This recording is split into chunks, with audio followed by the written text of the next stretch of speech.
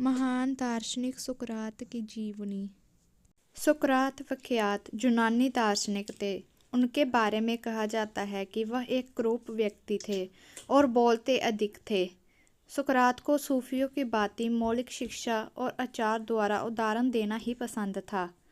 सूफियों की भांति साधारण शिक्षा तथा मानव सदाचार पर वह जोर देते थे और उन्हीं की तरह पुरानी रूढ़ियों पर प्रहार करते थे। सुकरात ने कभी कोई ग्रंथ नहीं लिखा। तरानों को बिगाड़ने, देव निंदा और नास्तिक होने का झूठा दोष सुकरात पर लगाया गया और इसके लिए उन्हें जहर देकर मारने का दंड मिला। सुकरात का जन्म यूनान के सीमा प्रांत के एक गांव में हुआ। उनके पिता सफ्रोनिकस संगतराज थे और उनकी माता दाई का काम करती थी। सुकरात ने अपना जीवन एथेंस में व्यतीत किया था। प्रारंभ में तो सुकरात ने अपने पिता के काम में हाथ बटाया और उनकी सहायता की। बाद में वह सेना की नौकरी में चले गए। वह पैडिडिया के युद्ध में वीरतापूर्वक लड़े थे। अपने वर्ताव के कारण ही सुकरात अपने समय के सबसे अधिक ज्ञानवान व्यक्ति समझे जाते थे। कुछ समय तक सुकरात एथेंस की काउंसिल के सदस्य भी रहे थे। वहाँ उन्होंने पूरी ईमानदारी और सच्चाई के साथ काम किया। उन्होंने कभी भी गलत का साथ नहीं दिया, चाहे अपराधी हो या निर्दोष। उन्होंने कभी भी किसी व्यक्ति के साथ गलत नहीं होने दिया।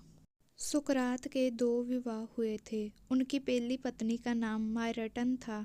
उससे सुकरात को 2 पुत्र प्राप्त हुए थे, जबकि दूसरी पत्नी का नाम था जेनथाइप। उसने एक पुत्र को जन्म दिया था। सुकरात देखने में क्रूर थे। उनके विषय में यह भी कहा जाता है कि वह बोलते बहुत थे। कुछ विद्वानों के अनुसार सुकरात को एथेंस में उत्पन्न महानतम व्यक्तियों से भी महान माना जाता है। सुकरात एक उच्च कोटि के मनीषी तो थे ही, वह 100% ईमानदार, सच्चे एवं दृढ़ संकल्प वाले व्यक्ति थे।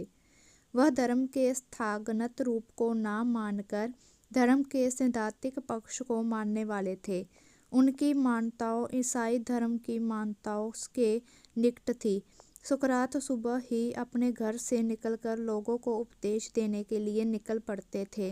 वह लोगों को सच्चा तथा सही ज्ञान प्रदान करके उनका सुधार करना चाहते थे। सुकरात को सूफियों के भांति मौलिक शिक्षा और आचार द्वारा उदाहरण देना ही पसंद था। वस्तुतः उनके समसामयिक भी उसे सूफी समझते थे। सूफियों की भांति साधारण शिक्षा तथा मानव सदाचार पर जोर देते थे और उन्हीं की तरह पुरानी रूढ़ियों पर प्रहार करते थे। वह कहते थे, सच्चा ज्ञान संभव है, बर्दाश्त उसके लिए ठीक तौर पर प्रयत्न किया जाए। जो बातें हमारी समझ में आती है या हमारे सामने आई है, उन्हें तथ्य संबंधी घटनाओं पर हम परखें। इस तरह अनेक परखों के बाद हम एक सच्चाई पर पहुंच सकते हैं। ज्ञान के समान पवित्रतम कोई वस्तु नहीं है। बुद्ध के भांति सुकरात ने कोई ग्रंथ नहीं लिखा। बुद्ध के शिष्यों ने उनके जीवन काल में ही उपदेशों को कंठस्थ करना शुरू किया था, जिससे हम उनके उपदेशों को बहुत कुछ सीधे तौर पर जान सकते हैं।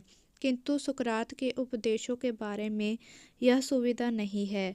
सुकरात का क्या जीवन दर्शन था, यह उनके आचरण से ही मालूम होता है, लेकिन उनकी व्याख्या भिन्न भिन्न लेखक भिन्न भिन्न ढंग से करते हैं।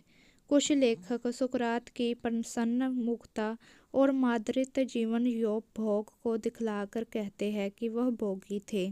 दूसरे लेखक शारीरिक कष्टों की ओर से उनकी बेपरवाही तथा आवश्यकता पड़ने पर जीवन सुख को भी छोड़ने के लिए तैयार रहने को दिखलाकर उन्हें सादा जीवन का पक्षपाती बतलाते हैं।